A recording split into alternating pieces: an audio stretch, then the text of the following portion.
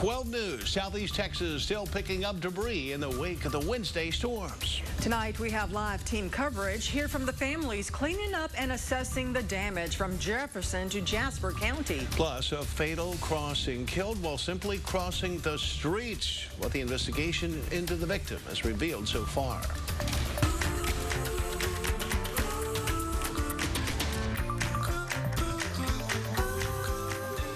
Good evening, Southeast Texas. I'm Erica Harris. I'm Kevin Steele. Welcome to 12 News tonight. Well, this evening we are tracking the damage from last night's crazy storms. At least one tornado was reported last night in Newton County, that according to the National Weather Service. We have team coverage tonight from around Southeast Texas. As you can see, we're looking at some of the hardest hit areas. We'll take you to Evadale in a minute, but we begin with 12 News reporter Jordan Foster live in Beaumont, where trees and debris were thrown all over Jordan. Yeah, it's a complete mess out here. I'm on the south end of Beaumont, which appears to be hit the hardest after last night's storm. If you look over my shoulder, you can see exactly why I say that. This tree just inches away from falling on top of this house. It's actually leaning against that house now as we speak. Now let's take a look at some of the damage. Up and down Park Street here in Beaumont, there are all kinds of things in yards like tree branches, leaves, and trash. The lady that lives in this house behind me says her and her son were here all night last night while the storm was passing through, and she says it was absolutely terrifying. Something told me to move my son to the end of the bed just in case one of these trees did fall. Yeah, now I'm glad to report there were no injuries as a result of any of the falling trees last night. Here last night, coming up at 6, we'll hear from a family who now has a tree on top of their house after last night's strong storms. I'm live in Beaumont. Jordan Foster, 12 News. Thank you, Jordan. We're continuing our team coverage in Evadale. That area was under a tornado warning when the severe storms barreled through town. Yeah, significant damage in the Jasper County community last night. Our Paris Kane joins us live with an update. Kevin and Erica, take a look at this.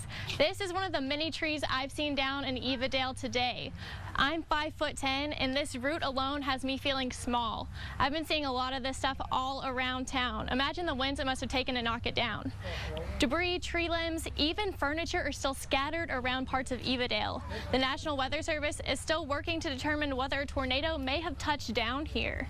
People are working alongside neighbors and first responders to get their yards cleaned up. Jennifer Cameron says they've been working all day.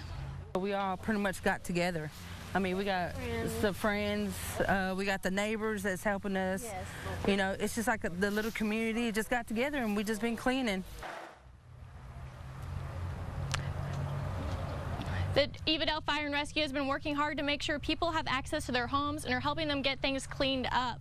The Jasper Newton Electric Cooperative says they're working to bring power back to about 50 more meters. Coming up tonight at 6, get another look at more of the damage around Evadale. Live in Evadale, Paris Kane, 12 News. Thank you, Paris. So let's take a look at all of this from a meteorological vantage point, and we turn, of course, to Patrick Vaughn. Patrick examines whether there were any tornadoes last night. We know last night the National Weather Service says there was one. What's the latest? Well, we're still waiting for that damage assessment to be completed. There is a team out right now looking at all the damage and trying to figure out whether these were straight line winds or tornadoes. Now, there was one confirmation over towards, Trout Creek and back over towards Old Salem, roughly in this spot right there.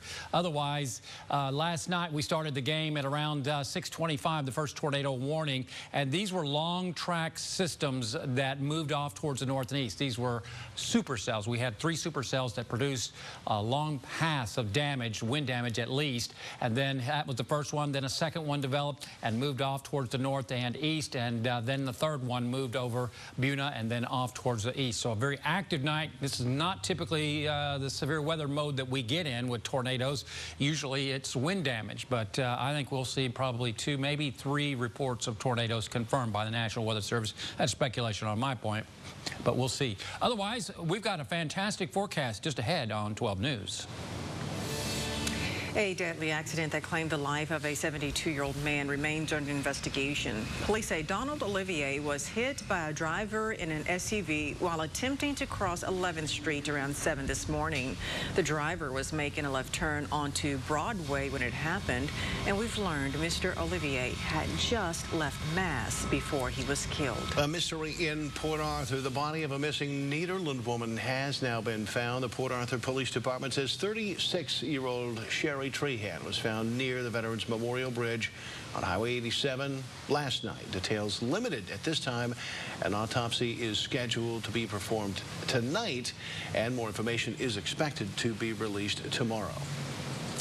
Well, President Trump is ramping up his rhetoric against undocumented immigrants as we get closer to next Tuesday's midterm elections. As ABC's Stephanie Ramos reports, Mr. Trump now says he is prepared to deploy as many as 15,000 troops to the U.S.-Mexico border to stop what he calls an invasion of migrants. The midterm elections are now 5 days away, and President Trump is trying to give Republican candidates a boost. The president in Florida last night campaigning for Rick Scott, who is running for the Senate, using his standard talking points. The Democrats want to continue giving automatic birthright citizenship to every child born to an illegal alien. The president spending his remaining time before Election Day in states he won, focusing on Senate and governor races, making fear of undocumented immigrants his core theme, now saying he'll send 3 times the military personnel currently serving in Iraq to the southern border as the migrant caravan heads toward the U.S. Okay, you're talking about 10,000, maybe 15,000 active duty U.S. military to the border, more than we have fighting the Taliban in Afghanistan, more than we have fighting ISIS in Syria. You're really going to do that? It's very important. We have to have a wall of people. You have caravans coming up that look a lot larger than it's reported, actually. I mean, I'm pretty good at estimating crowd size. What we see is deeply impoverished people fleeing violence, many of them women and children. You're going to send 15,000 active duty U.S. military? Mostly men, and it's actually mostly young men and a lot of rough people. Break out soon, and I'll kill more. The president releasing what many Democrats and some Republicans say is a bigoted campaign ad, linking an undocumented immigrant killer to Democrats.